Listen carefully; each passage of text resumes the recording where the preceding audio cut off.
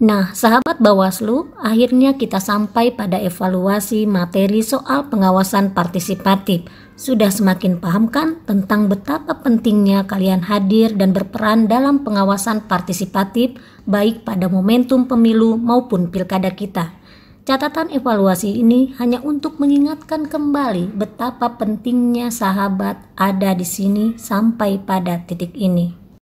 Tentu kita tidak ingin apa yang telah diuraikan di awal tentang problem krusial pemilu maupun pilkada terus terjadi tanpa bisa kita hentikan, baik pada ruang kontestan atau peserta pemilu, misalnya masih ditemukannya politik transaksional dalam keterpilihan hingga masih tanpa tabu melakukan pelanggaran pemilu maupun pilkada. Juga di ruang pemilih yang masih rendah partisipasinya terutama dalam melakukan pengawasan, maupun inisiatif untuk melaporkan jika menemukan dugaan pelanggaran. Di ruang pemerintah, TNI Polri yang masih bergelindan pada persoalan netralitasnya, hingga pada ruang penyelenggara pemilu yang masih ditemukan tidak netral dan tidak profesional dalam bekerja. Atas semua problem itu, yakinlah semua bisa kita hentikan. Jangan bilang mustahil dulu, sangat bisa. Sangat mungkin dengan beberapa syarat sebagaimana berikut. 1. Kenali betul apa yang menjadi persoalan krusial dalam tahapan pemilu maupun pilkada. Artinya, kita harus tahu siapa aktornya, siapa sasarannya, bagaimana ragam modusnya, sampai bagaimana dampaknya minimal pada lingkungan terdekat kita.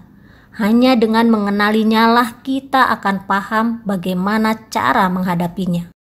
Kita tahu apa hak dan kewajiban kita dalam melakukan pengawasan berdasarkan undang-undang. Hakikatnya, jika semua orang tergerak untuk mengawasi, baik itu badan pengawas pemilu, peserta pemilu, hingga masyarakat, mulai dari lingkungannya sendiri, maka kesempatan untuk yang lain berbuat curang semakin kecil. Antar kita saling mengawasi, maka ruang kecurangan atau ruang pelanggaran akan dapat dihentikan. 3. Mendorong tumbuh dan menguatnya forum warga, adanya aplikasi Gowaslu untuk pelaporan cepat, pojok pengawasan di setiap area strategis, Saka Adiasta Pemilu, KKN tematik dengan kerjasama perguruan tinggi, gerakan sejuta relawan, hingga memaksimalkan media sosial untuk mewartakan pemilu dan pilkada yang bersih dan berintegritas, hingga program sekolah kader pengawasan partisipatif ini, baik melalui daring ataupun tatap muka, adalah upaya pelibatan masyarakat sebagai pengawas partisipatif yang terus-menerus dilakukan Bawaslu. Namun ini baru sebagian kecil. Kami percaya semakin banyak sahabat yang bergabung melakukan pengawasan, maka akan semakin banyak bentuk dan ragamnya. Jadi mari kita memperluas jangkauan, memperkaya bentuk partisipasi. 4.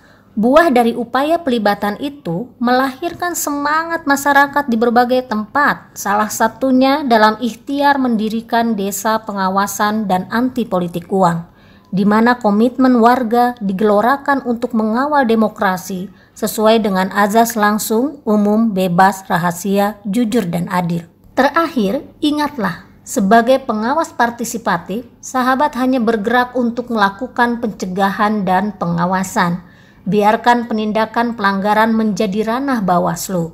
Mencegah sedini mungkin, mengawasi terus-menerus tentu akan lebih baik buat demokrasi kita. Sahabat menemukan dugaan pelanggaran, ayo laporkan pada Bawaslu. Pembelajaran sesi materi pengawasan partisipatif sudah tuntas sahabat dapatkan semua. Yuk isi sebentar saja refleksi pemahaman akan materi ini